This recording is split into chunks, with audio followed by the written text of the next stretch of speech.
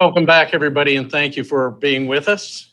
It's now my pleasure to introduce our fourth speaker of the day, Administrator David Pekoske. He's the seventh TSA Administrator. He was confirmed by the U.S. Senate in August of 2017. He leads 60,000 employees, including the Federal Air Marshal Service, and he's responsible for security operations at our nation's 450 airports and for security of our highways, roads, ports, mass transportation system, and pipelines. Under David's leadership, TSA is working continuously to raise the security baseline for transportation, especially through close partnerships and alliances. While still serving as TSA Administrator earlier this year, he was also the Department of Homeland Security Acting Secretary and the senior official performing duties of the Deputy Secretary. Before joining TSA, David Pekoske was an executive in government services industry where he led teams that provided counterterrorism, security, and intelligence support services to our government agencies. He was also the 26th Vice Commandant, or the second in command, if you will, at the U.S. Coast Guard, culminating a Coast Guard career that included extensive operational and command experience. I can tell you personally that the administrator has a deep understanding and a deep concern about the motor coach industry. He's reached out to us earlier this year to set up monthly calls so that he and his team continually can assess the state of our industry, be aware of opportunities and threats, and look for ways that we can work together. Administrator Pekoske, it's great to have you with us. Thank you for joining us today. Thank you, Peter, and I really appreciate the introduction, and I appreciate the opportunity to be with all of you today. And I would just echo some of the comments that Peter made in terms of our partnership. I mean, we have regular calls where we can make sure that we align information back and forth with each other and really kind of try to understand best what to do going forward over the next several months and several years.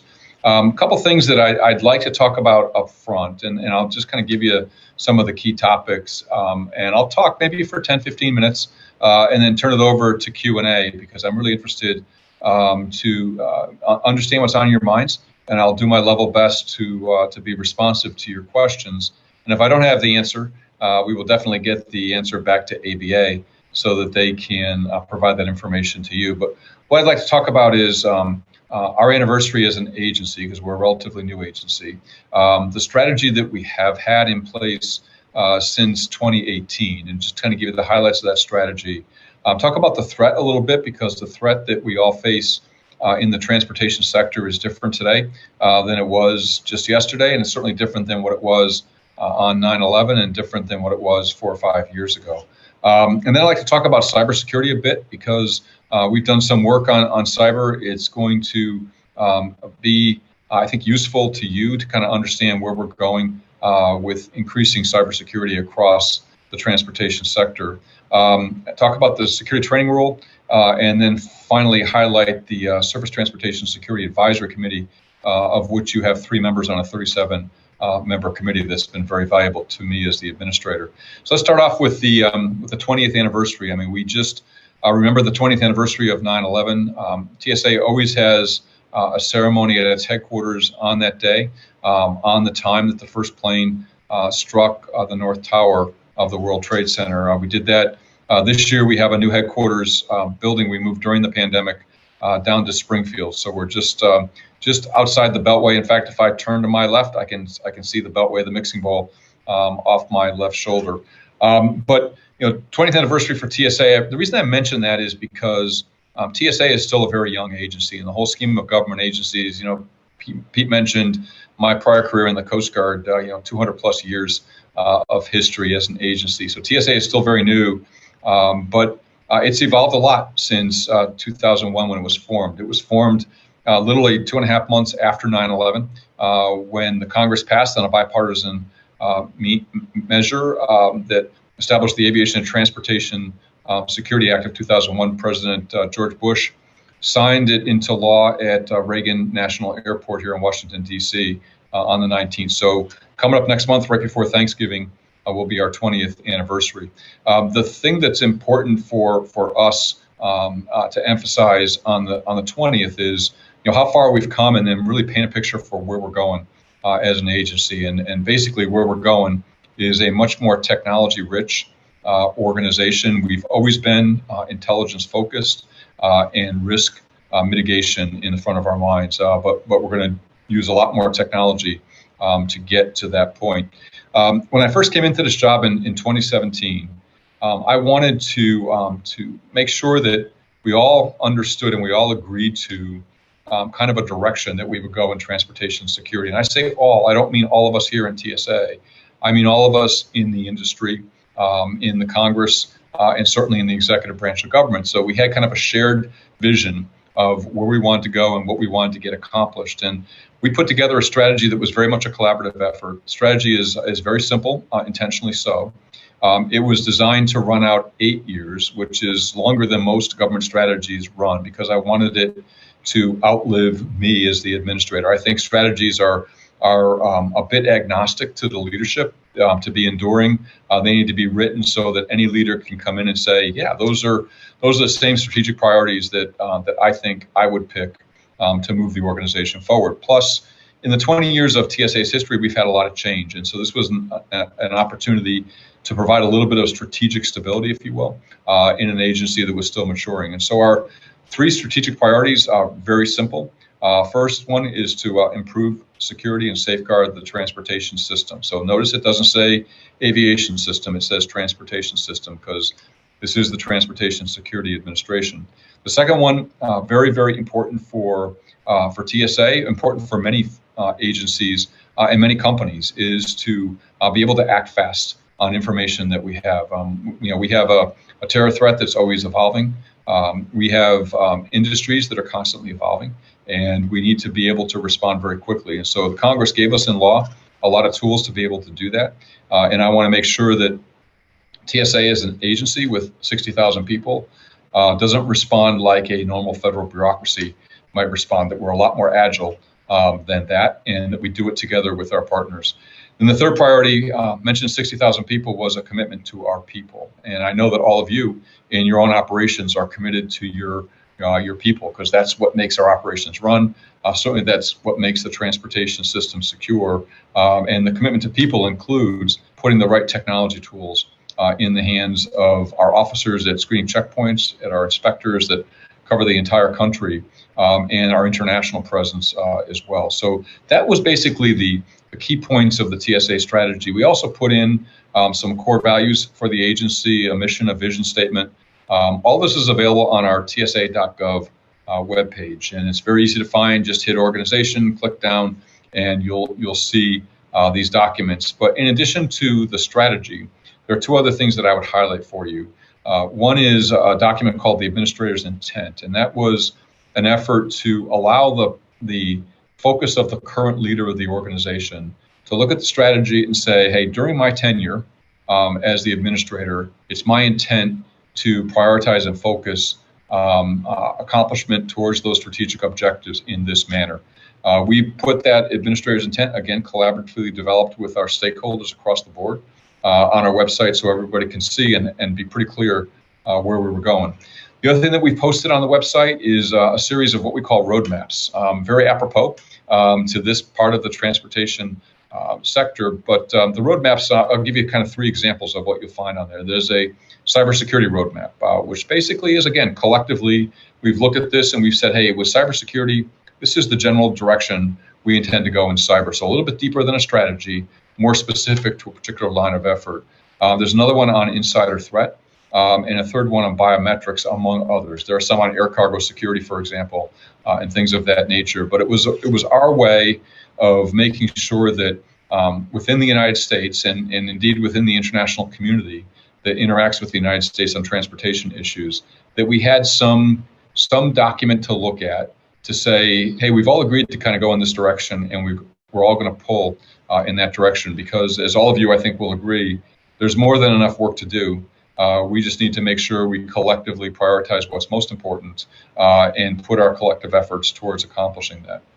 In talking about the threat, I mentioned the threat is changing, always has been. So we should expect that the threat I'll articulate for you today will change in several ways over the course of the next few years. But you hear a lot of talk sometimes about the foreign threat being diminished. I don't agree with that. I don't think most of the intelligence community agrees with that. We are still concerned about foreign influenced and foreign based attacks on the United States. It's their ability to execute on that changes over time, but the intent is still there, and we need to be keenly focused on that. As you've heard many officials in the government speak on this next topic several times, we're very concerned about the domestic terror threat. In fact, that's the threat vector we are most concerned about and have been the most concerned about for the past couple of years. And so domestic terrorism is relatively new. If you looked at TSA and you looked at United States security agencies, let's say 7-8 years ago, you wouldn't see domestic terror as a prominent threat vector. That's different now, and it certainly changes the way we approach a number of our operations. The other thing with the threat is we oftentimes talked about the threat in physical terms. Hey, the threat's going to manifest itself this way. Now we know that the threat will also manifest itself in cyber, in a cyber way. So it's not just physical; it's also cyber threats that we need to be mindful of. And the last one I would highlight, and we all experienced this, and we're all trying to recover from it, is the pandemic. I mean, that in and of itself is a threat vector.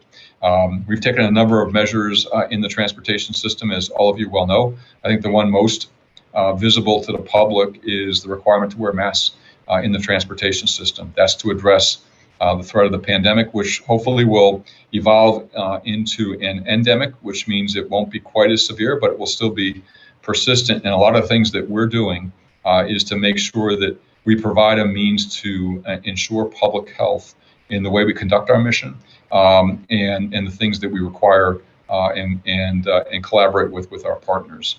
On the cyber threat in particular, one of the things that you will see, and I know many of you have already worked on this, is we will issue sometime soon what's called an information circular. And an information circular is an advisory circular that we have issued them in the past that talks about a particular threat. In this case, it will talk about cyber. And it will have some recommended things to do based on the expertise of other parts of the industry and of other elements and other standard-setting bodies, both in the United States and internationally. This information circular is not mandatory. A security directive is mandatory. A regulation is mandatory. Certainly, a law is mandatory. An information circular is for your information. Here's a threat we see.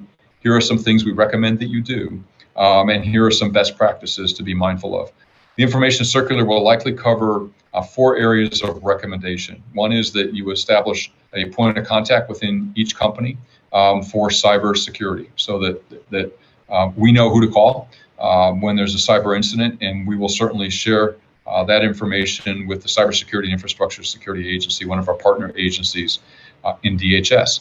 Another recommended practice is going to be that if you have a significant cyber incident in your company, that you report that cyber incident to CISA, and then CISA will send that report to the relevant federal agencies that have a need to know that information. We find the reports to be very valuable to baseline, to kind of understand from a cyber perspective what's going on in the country writ large and what's going on in specific industry sectors within the country. So a voluntary reporting requirement, but it would be helpful for us to have the information. The next is a self-assessment. Basically, we'll provide a tool that will allow you to self-assess your own cybersecurity status as a company. You go through and you answer a series of questions, and it will come back with some recommendations for you to improve your cybersecurity posture. And the last is a recommendation for a contingency plan. In other words, if you did have a cyber attack, let's say you had a ransomware attack, what is your contingency plan to maintain your operations during that attack? And it's just good to have a plan on the shelf. My experience over time, and I've worked on lots of plans over the course of my career, they're useful in terms of process and thought. Thoughts going into it. You hardly ever follow a plan exactly because the circumstance never exactly fits the scenario that the plan was developed for. But at least you have a start and you have a way of thinking about how you would respond, which we think is very helpful.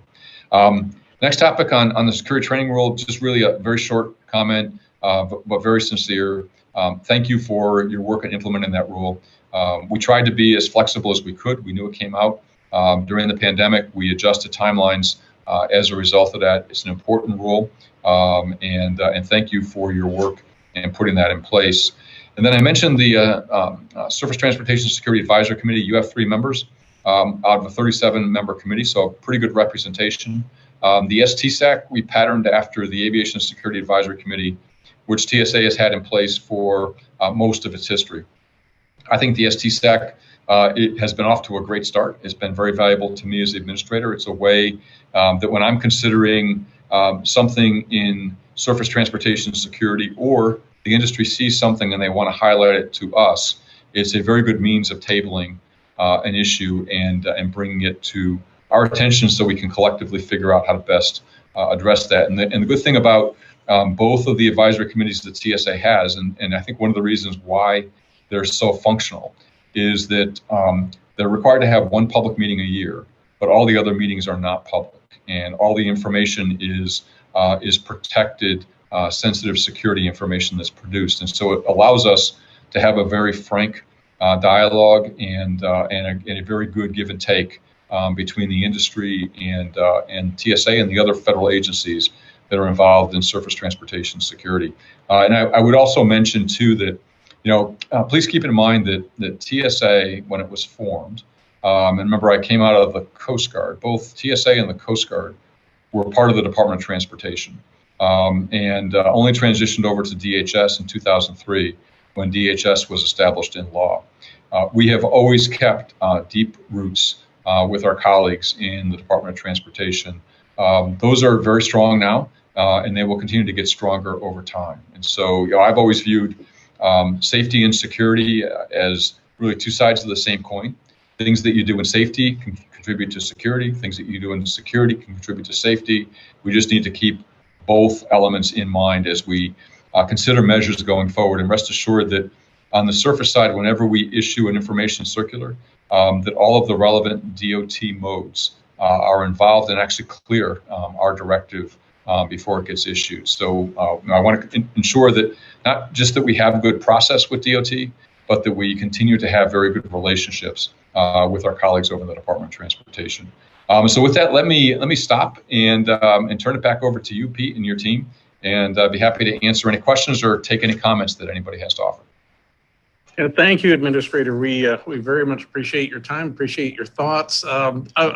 Always primary concern to the industry right now are mandates, both mask mandates and vaccine mandates, as well as the opening of the borders, which we know is coming soon. It's been a critical need to be able to move passengers to and from both our northern and our southern borders. So would you like to address any of those, or do you have a moment for that? Sure, I can address all of them. I mean, there's a lot of work being done now to open up border transportation, border transits, both on the aviation side and then across our land borders with Mexico and with Canada. Everybody's pretty excited about that happening and getting back to more normal levels of travel across our air and our land borders. So that's well in process. The date's right around the corner. I think it's the 8th of November. So I'm really happy to see that, and we're certainly ready, and as is Customs and Border Protection, ready for those borders to open up. With respect to the mandates, one thing to keep in mind on the mandates is our mask mandate, for example, is an implementing regulation, a security directive that implements Centers for Disease Control health order.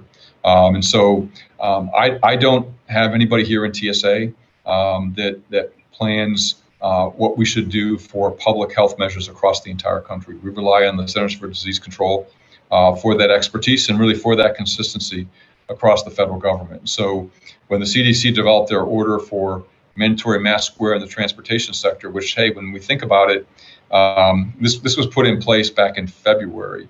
And I know when we got into the summer, everybody was looking to, hey, when is this going to get eased?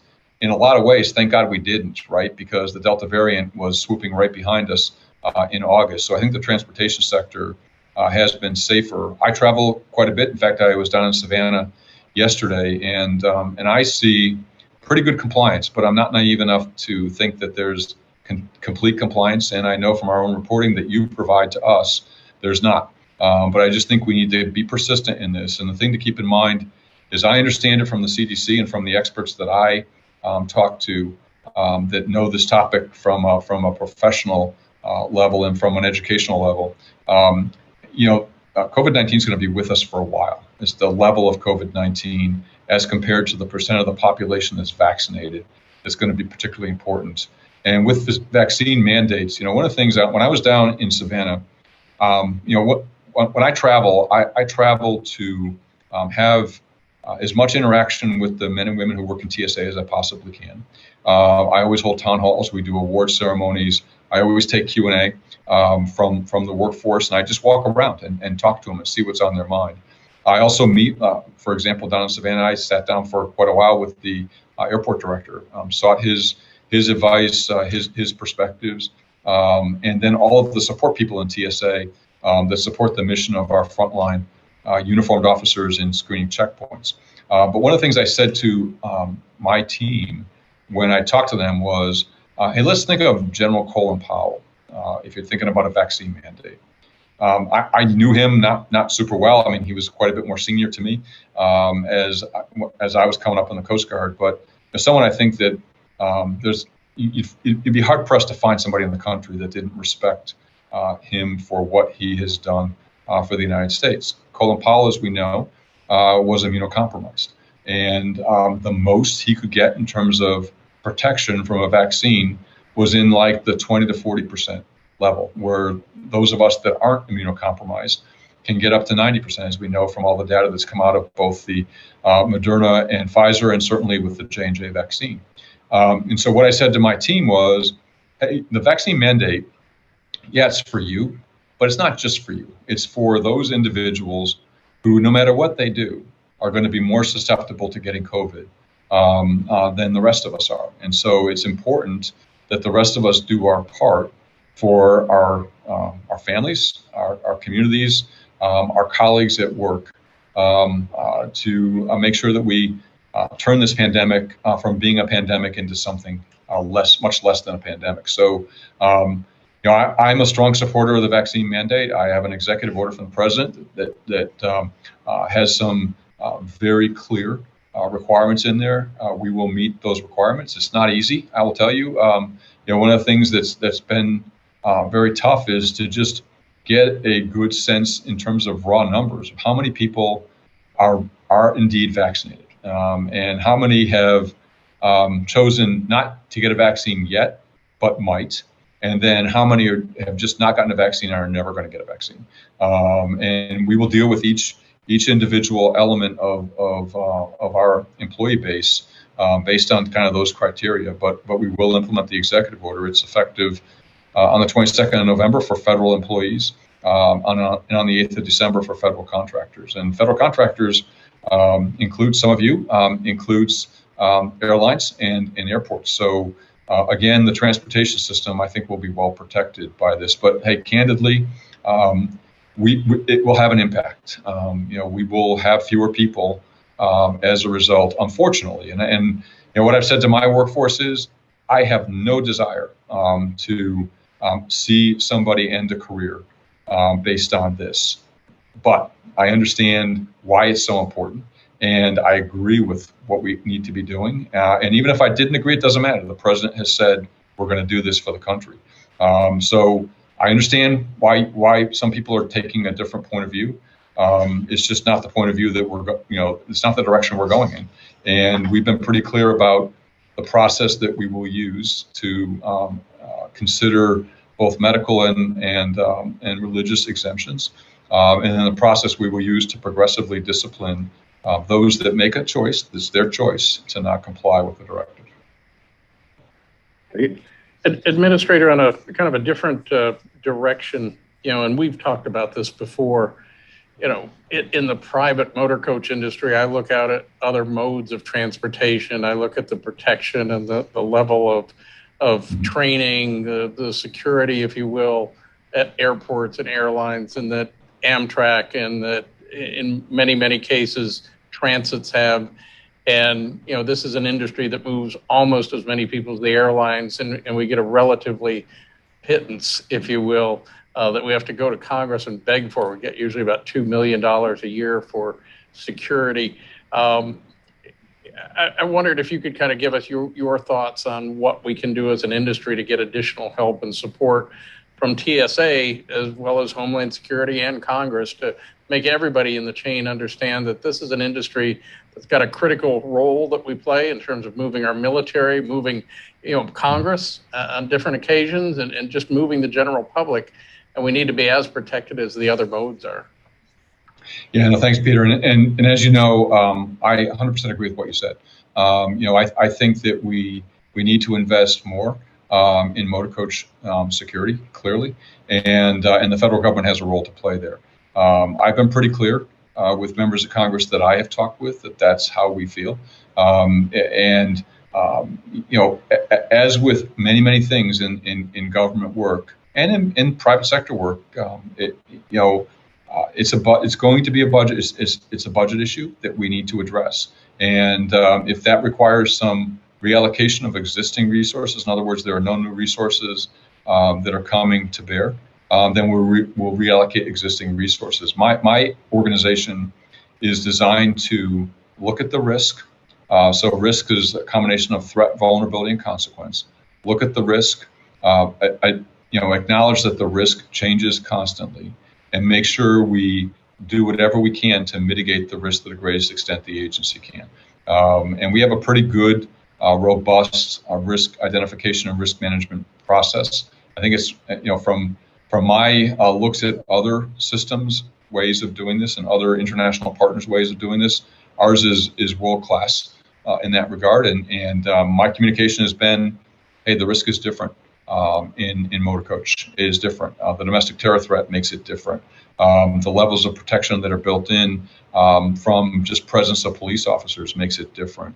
The fact that you have one person on board a bus who's also operating the bus makes a difference, and we need to consider that. I think the key to our collective success is having a consistent message in that regard. In all my years in Washington and in the federal government, what works is a clearly articulated and common communications strategy to do this. So you got my support to increase the support that we provide to BUS. It's going to be reallocating and finding the resources to do that, but we just have to do it.